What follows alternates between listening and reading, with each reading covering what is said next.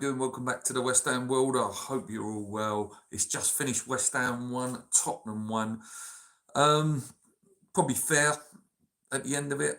But that is now 8 games without a win, guys. In parts, it was better. There was some better passing spells. There was a bit more passion out there, as you would expect in a West Ham Tottenham game. But again, it's just not enough. There was little. The game went in little spells where we had a little couple of minutes where it was good, and then they'd have a couple of minutes where it was good, and then there'd be real long spells where nothing happened. When the lineup come out, I was reasonably happy with it. Reasonably happy, Kudus, Fulcro, Bowen. I was happy with that. Paquetá, Soucek, understandable why he's starting that game. I wasn't against that, just purely because he gets it. Um, Cresswell obviously came in. Emerson back in, Wan-Bissaka, Areola, Kilman and Tobido. We started well. We started okay. We looked a better team. We was passing the ball about okay. They looked, like they was trying to fill the way in. Because with Tottenham, obviously, it was a very mishmashy team for them. A team that, hasn't built up that chemistry. Because they'd obviously played the Europa League, was their first team. So that team, you could see the chemistry wasn't there for Tottenham. And then Kilman, listen, if that was Mavropanos, we'd be absolutely tearing him a new one. Kilman's getting let off too much. I think West Ham fans are waking up to it, and I think we're starting to realise that this guy is not that good. Listen, he did some good things in the match. I think he did okay with Richarlison. I think he got in Richarlison's head quite a bit. But what was he doing? Like, just clear the ball. Didn't clear it. Went to their player. I think his name's Odobert, and I think that's how you pronounce it. He puts in, it's an easy 1-0, lead, and it's just not what we needed at that time. And then we sort of started to get back into the game a bit. We had a few little chances here and there. And then the goal, I've got to say, our goal was a fantastic goal. It really, really was. In terms of, like, if you go right back to the start of the move and the passing, there was a few passes across the back. I think it went to Emerson. Emerson played the ball. I think it was to Soucek or Paquetá in the middle, who played the ball to Kudus. Kudus sprayed the ball out to Wan-Bissaka. Wan-Bissaka whipped the ball. Sorry, no, he didn't whip the ball, did he? He sort of dilly-daddled around the thing, laid it into Bowen's path. Listen, anytime Bowen gets that ball in that position, you more or less put your house on it every time. He gets the ball, looks for the goalkeeper who had shown himself, spread his legs, straight through his legs, 1-1. I thought West Ham would go on and win the game there. And we did have the better chances. They had a couple. They had a couple of decent ones. But we had a few. We had a few in the second half. We had a few. Keep the comments coming, guys. I will read them all at the end. So keep them coming.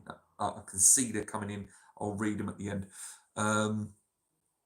But yeah, Bowen had a really good chance. Kudus, I think it was Kudus, whipped the ball back post, chested down by Bowen, chest down, boom, nearly so close to an absolute worldie that would have been as well. And then Fulcro got a good header as well. Kudus, good ball in, unlucky with that one. Ward-Prowse had a free kick right late at the end, whipped in quite low. Fantastic save from Vicario from Bowen's header. That could have been a goal. Yeah, like I say, and a couple of people were saying there about the substitutions. Yeah, then he went a bit weird with the substitutions. Four came on at once. Soler, Ward-Prowse, Mavropanos, and Ferguson came on, and yeah, it just wasn't. It just lost a bit of fluidity, So, and the substitutions just not what was needed. I think Guilherme needed to come on in that game again. Tired legs, stretch them legs, get him running at them. Who knows what might have happened. Ward-Prowse had a free kick right at the end. every time he steps up now, I've got no belief that he's going to put it in. He will not score that record-breaking free kick at West Ham because West Ham are not allowed to hold any positive records. That's my belief. West Ham are not allowed to hold positive records in the Premier League tables and websites and stuff like that. So he's never going to score that free kick for West Ham. They wasn't great, but we wasn't that great either. I think it was a game we should have won and probably could have won. For better finishing, 2 shots on target. It doesn't tell the full tale of it, like I say, because Fulcraig had a good header over, Bowen had a good shot over. There was some really good chance in that game for us. But yeah, it's just a bit of lack of quality. I thought Fulcraig played okay. I thought he had a few good touches. Caught offside a few times, but he was rough, he was ready, he wanted to have a little bit of a row. Wan-Bissaka was fantastic, as he always is, up and down, attacking as a threat, defensively brilliant. I thought Cresswell had a really good game as well. I thought his pings were on point, he was getting them passings in. But yeah, this is still... This is a team that needs a lot of work, and definitely when you take out Paquetá, who was, at times really, really good today. There was one point where he'd give the ball away and he just looked, that did get on my nerves, but he had a good game. When you take out Kudus, you take out Paquetá from this team, it really lacks that creativity, and that is something that West Ham's seriously going to need to replace in the summer, because it's hard enough for us to score goals as it is with them in. You take them out, it's going to become a lot harder. Right, I am going to go through the comments there, guys, so let's get them going. So Richie says, Luke, that was a terrible game, both poor sides. Yeah, that's why we are, both are where we are, mate. It's a shame because Manchester United lost. If we would have won today, we go above Tottenham, or we would have been, I think, level on points with Tottenham, was it? And then level with... no, we would have gone above Tottenham, would have been level with Everton and level with Manchester United. We run out of games now. I don't think we beat Forest. Manchester United, we might beat Manchester United because they get through in the week. All their eggs are just going to be on that final. We might get a result there, but we ain't won in 8. We haven't won in 8 games. It's terrible form. Decent performance, I spoke, but no desire to win. I suppose, but no desire to win. Sounds like we really went for it in the second half. Horrible substitutions, 2 shots on targets. Potter substitutions have been poor all season. I agree, mate. They're weird. They're weird substitutions. And Aaron Wan-Bissaka is hammered a year by a mile, mate. I couldn't agree more, mate. I think every game, more or less this season, you're getting, a 7.58 out of 10 out of him. He's been fantastic. And he was, again, one of our best players today.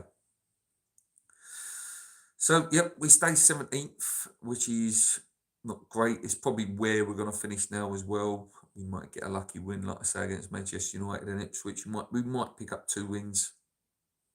Can't see it though, can you? Who are the current form we're in? Would you be confident in saying West Ham could get 2 wins out of 3?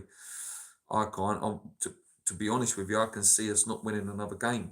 I can see it being, finishing the season with 11 games without a win. I genuinely can see that, which is concerning because West Ham, as I say it nearly every video when I do videos about West Ham, is we're renowned for if we finish well, we start well.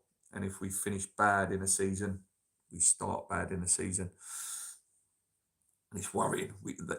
Something needs to give with this form because, we're trying to find that form again. And so you've got to start strong in the Premier League. Next season, we can't go on an 8 games without a win. We're very lucky that the teams below us have been terrible and, Potter's basically got a free pass every game in terms of it doesn't really matter if we win. As much as we want to win, we want to get as high as we want as fans, but he can, the pressure is not as intense on him because we're not going to get relegated. He's very lucky. He's very, very lucky, but he won't be lucky next season. If we go 8 games without a win at the start of the season, we're going to be in the bottom 3. And then you really are starting to worry.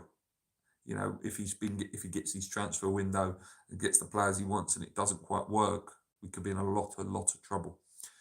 The back three has got to go, slows us down, and we can't create in the final third. So all our attacks are toothless. We need some counter attack. We need some pace, mate. We need pace. I agree with you on the back four as well, mate. But pace, man, pace. You know, like when Jimmy Somerville was getting getting games for us. His pace was electric, man. It was just it drops an opposition's defence back if you've got that bit of pace because there's that fear. West Ham haven't got that player. You know, Kudus can travel with the ball, Bowen can travel with the ball to a certain extent, but he's not blistering. You know, he's not terrifying. You remember when, again, not maybe not the best technical players and end product in terms, but like Adama Traore, Alan St. Maxim, blistering, terrifying pace. West Ham would always take a few yards back, and then that created space for the midfield that could create chances for the teams up front, players up front for them. We need that. We need some blistering pace, and we need a midfielder that can pick the ball up, carry it. There's a lot to do at West Ham. McAllister says, how do? It sounds like Jim Carrey. So many players are playing within themselves. We can only go into games with hope. Yeah, like I say, I think a lot of them just want the season over as well. I reckon they're feeling exactly the same as us. There's nothing to play for. There's nothing to lose. The games have no... there's no risk in the game. You know, there's no risk and there's no reward in the game. There's nothing at stake. So I imagine, you know, they're just thinking, we want it done. Brian says, Kilman is an ever-present, no clue why. Yeah, mate, he's awful. He is awful. Like I say, again, I say it quite a lot as well. It reminds me of Matthew Upson, mate. I think he's awful. I think he's a bit of a coward. Like I say, he gave Richarlison a bit of a kick today. I ain't seen enough of that, though. I ain't seen enough of that. And he has got a wobble mistake in him as well. Brian says, would like to have seen Guilherme get 20 minutes. Yeah, about the 65th minute.